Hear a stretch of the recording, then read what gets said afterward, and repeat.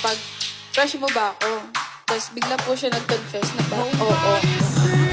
Ako, tapos bang doon po nagkaroon, nagdiretso po yung conversation. Tapos, paano mo naman niligawan na yun? Bali, niligawan ko. Ginawa ko pong paraan. Pinuntahan ko po siya. Kasi po, nasa Malabon po ako. Tapos siya po sa Laguna. Sa, Santa Rosa. Tapos, inaral ko po kung paano pumunta sa Laguna. Yung dadaanan ko. Tapos, ayun po, yung first meet po namin, doon niya na po ako sinagat nun. Tapos, hindi ko, naano po ako, parang nape-pressure po ako nung nakita ko siya. Parang na-starstruck po ako sa kanya nun. Nanginginig pa nga po ako nun nung magkasama na kami. Tapos di po ako makatingin ng diretso sa mga mata niya kasi po, di ko po alam yung gagawin. First girlfriend ko nga po siya. Kasi gandang-ganda ka.